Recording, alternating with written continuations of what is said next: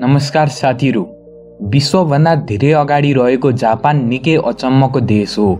Japan दुनियाभन्दा कसरी अगाडि छ भनेर मैले केही महिना अगाडि भिडियो बनाएको थिएँ। धेरैले मलाई जापानको रोचक तथ्यको बारेमा भिडियो बनाउन भन्नु भएको थियो। त्यसैले आजको यस भिडियोमा जापानको केही रोचक तथ्यहरूको चर्चा गरौँ।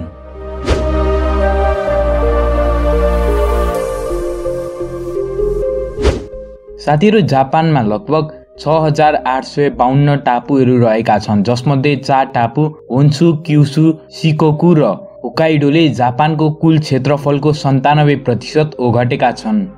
जापानका टोकियो, ओसाका र क्योटो जस्ता मुख्य शहरहरू होन्सु टापुमा अवस्थित छन्। टोकियो महानगरीय क्षेत्र 3 वटा क्षेत्रहरू मिलेर बनेको छ र यहाँ लगभग 4 करोड मानिसले बसोबास गर्छन्, जुन नेपालको जनसङ्ख्या भन्दा पनि धेरै हो। यति धेरै जनसङ्ख्या भएको कारणले नै टोकियो विश्वको सबैभन्दा बढी जनसङ्ख्या भएको मेगा सिटी हो। जापानको मानिसको जीवन आयुलाई दुनियाँको सबैभन्दा बढी मध्ये एक मानिन्छ।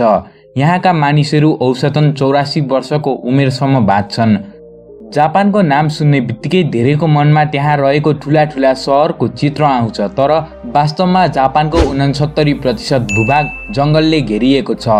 जापानमा कुल 110 सक्रिय ज्वालामुखीहरू रहेका छन्। तीमध्ये 47 सक्रिय ज्वालामुखीहरूमाथि कडा निगरानी गरिन्छ। जापान 4 विभिन्न टेक्टोनिक प्लेट मिलेर बनेको छ, जसको कारणले यहाँ भूकम्प र सुनामी जस्ता धेरै प्राकृतिक विपत्ति आइराख्ने गर्छन्। ठ्याक्कै भन्नुपर्दा जापानमा ठूला साना गरी वर्षेनी लगभग 1500 भूकम्प जाने गर्छन्। साथीहरु, विश्वको सबैभन्दा गहिरो पानीमुनिको पोस्ट बक्स सुसामीमा अवस्थित छ। यो पोस्ट बक्स 30 फिट पानीमुनि अवस्थित छ। 3500 भन्दा बढी पशु प्रजातिहरू र लगभग 1000 विभिन्न प्रकारका माछा प्रजातिहरूले जापानको सागरलाई आफ्नो घर भन्छन्। अनुसन्धानकर्ताका अनुसार जापानमा पहिले मानिसहरू करिब 37000 वर्ष अगाडि आएका थिए। त्यसबेला जापान एसियासँग जमिनबाटै जोडिएको हुनाले धेरै मानिसहरू जापान शिकार खेल्न आउने गरेका थिए। जापान भ्रमण गर्ने पहिलो युरोपियनहरू भने पोर्चुगिज थिए। उनीहरूले सन् 1543 मा नागासाकी बन्दरगाहमा अवतरण गरेका थिए। साथीहरु, ओसाकामा रहेको होन्सिन एक्सप्रेसवे गेट टावर भवनको 5औं, 6औं र 7औं फ्लोर मार्फत जान्छ। सुन्दा अनौठो सुनिए पनि त्यस भवनमा बस्ने र काम गर्ने मान्छेले एक्सप्रेसवेको आवाज सुन्दैनन्, किनभने त्यहाँको भित्ता र भुइँलाई साउन्ड प्रुफ बनाइएको छ। सम्राटले राज गर्ने जापान संसारको एकमात्र देश पनि हो। हालको अवस्थामा जापानका सम्राटसँग धेरै शक्ति नभए पनि सम्राट अझै पनि जापानको परम्पराको भाग हुन्। जापानलाई टापुको देश सोचेर धेरैले यस देशलाई कमजोर मान्छन्, तर वास्तवमा जापान विश्वको तेस्रो ठूलो अर्थव्यवस्था हो। यस देशले कतिको छिटो प्रगति गर्यो भनेर तपाईहरूले यसै कुराबाट अनुमान लगाउन सक्नुहुन्छ कि दोस्रो विश्वयुद्धबाट सबैभन्दा बढी जापान प्रभावित भएको थियो र परमाणु बम प्रयोग गरिएको एकमात्र देश जापान नै हो। जापान विश्वभरको मोटर वाहनको सबैभन्दा ठूलो उत्पादक मध्ये एक हो। मोटर वाहनको उत्पादनको हिसाबले जापान दुनियाँको तेस्रो ठूलो देश हो।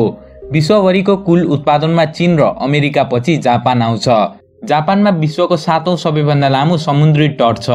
जापानका रेललाई दुनियाँको सबैभन्दा भरपर्दो रेल मानिन्छ। अरू देशमा रेल घण्टौं ढिलाइ हुँदा पनि कसैले क्षमा माग्दैनन्, तर जापानमा यसको ठीक उल्टो छ। जापानमा रेल समयभन्दा अगाडि नै आयो भने रेल कम्पनीले क्षमा माग्छन्।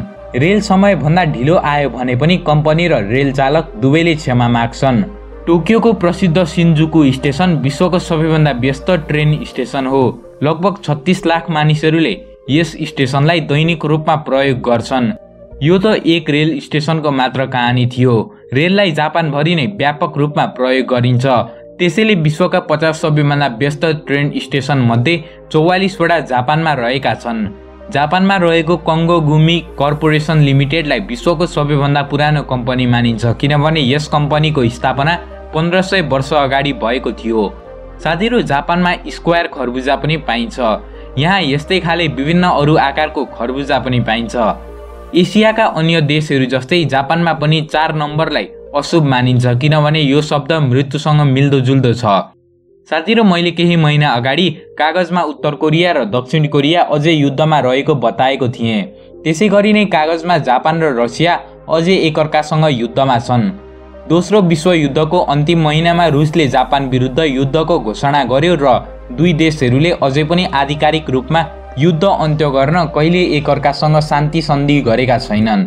यसको मुख्य कारण कुरिल टापुहरूमा भएको विवाद हो, जुन रसिया र जापान बीचको टापु हो। जापानमा आयोजना हुने सुमो रेस्लिङको 1500 वर्षभन्दा बढीको इतिहास छ। यहाँ पहलवानहरूको औसत वजन 300 पाउन्ड छ। ओकुनोसिमा टापु हिरोसिमा प्रान्तको सानो टापु हो, जुन खरायोले भरिएको टापु हो। दोस्रो विश्वयुद्धको समयमा यस टापुलाई विषालु ग्यासहरू निर्माणको लागि प्रयोग गरिन्थ्यो। ती ग्यासहरूको परीक्षण खरायोमा हुन्थ्यो। दोस्रो विश्वयुद्ध समाप्त भएपछि खरायोहरू भागेर परीक्षण खरायोको सन्तानहरूले अहिले टापुमा राज गरिरहेका छन्। जापानमा संसारको सबैभन्दा छोटो एस्केलेटर छ। कवासाकीमा रहेको मोर्स डिपार्टमेन्ट स्टोरको बेसमेन्टमा रहेको यो एस्केलेटरको लम्बाइ केवल 32 फिट छ र यहाँ केवल 5 सिँढीहरू छन्। यो त थियो जापानको केही रोचक तथ्यहरू। तपाईहरुलाई जापान किन विश्वभन्दा अनौठो जस्तो लाग्छ कमेन्टमा लेखिदिनु होला। आजलाई भने यति नै।